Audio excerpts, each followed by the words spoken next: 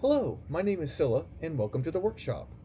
This week with Voyager, we're going to be finishing up the score reels by adding a critical circuit, the carryover. You see, right now each of the score reels are isolated. When any of them tick past 9, they simply overflow back to 0, like here with the 10th position. If a player has 90 points and earns 10 more, they should now have 100 points, but that's not happening. Let's think of a solution for this. At first, you might consider that instead of pulsing the 10-point relay, we should redirect that pulse to the 100-point relay. However, we do need the 10-point score reel to overflow. If it doesn't, then it will continue to display a 9, and now not only is the player's score messed up, but anything that scores 10 points will now just score 100. So what we need is for both things to happen. The 100-point relay is pulsed, and the 10-point score reel should overflow as well. Let's bring up Voyager schematics. Up here is the 100-point relay, and over here is the latching circuit we built in the last episode. Let's add a new circuit in parallel. We'll start by adding a single, normally open switch called the 10-point relay A4 switch. As its name suggests, this switch exists on the 10-point relay, and whenever the relay energizes, this switch will close. With our basic circuit here, the 100-point relay will now energize whenever the 10-point relay does. Our two relays are now working together.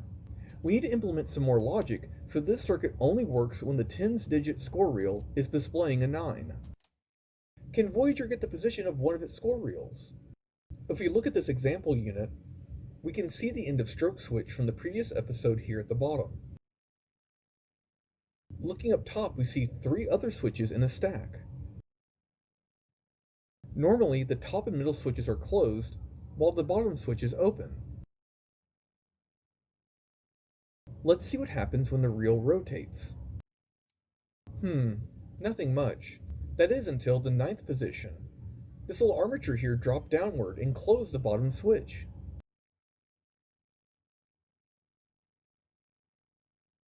If we advance the reel once again, it overflows to 0.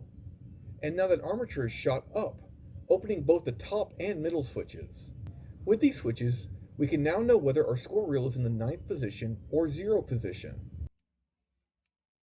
Returning to our schematic, let's add those 9th position switches from both of the players' 10-point score reels together in parallel. Now our new circuit will only pulse the 100-point relay when a player's 10-point score reel is displaying a 9.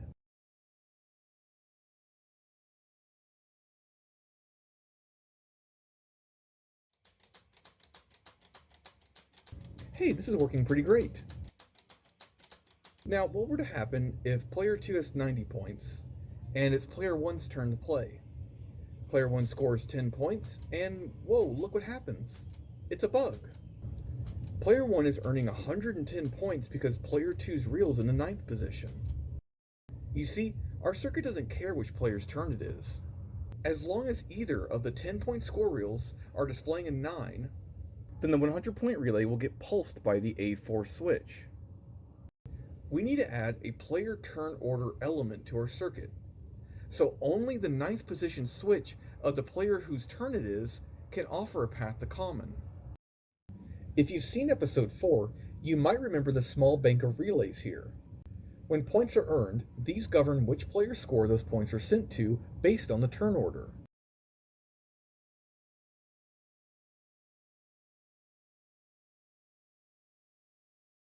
Unfortunately, there aren't enough switches remaining in this bank for all the digits that could carry over.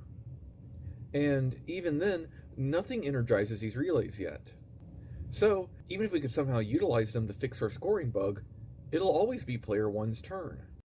Let's add a new mechanism to Voyager that'll keep track of the turn order. Introducing the ball count unit. It can be considered as the game's referee.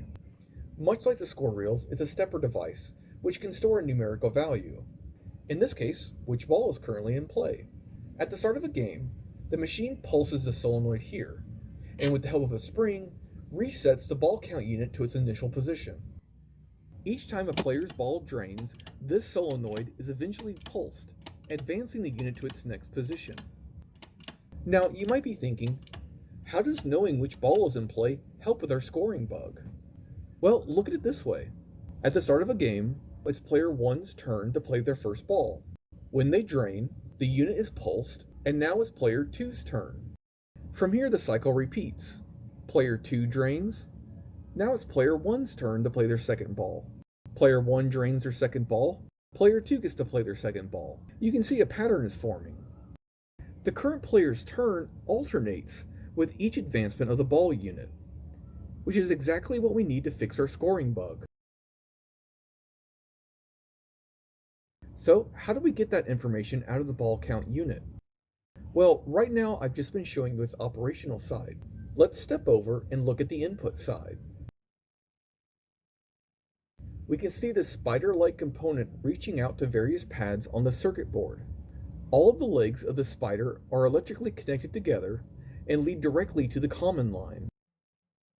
As the unit advances, the spider rotates, connecting and disconnecting different circuits.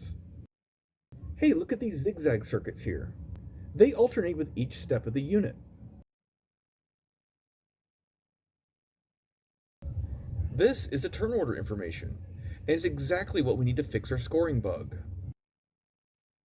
We'll connect the player 1's score reel 9th position switch to the ball count's odd circuit, and then player 2's will go to the even circuit.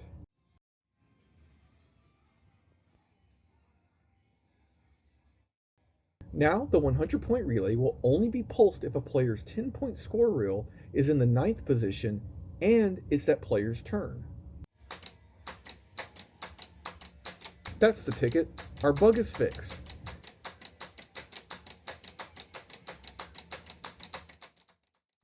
Thank you so much for following along. With Voyager score reels now fully operational, we can begin working on the playfield.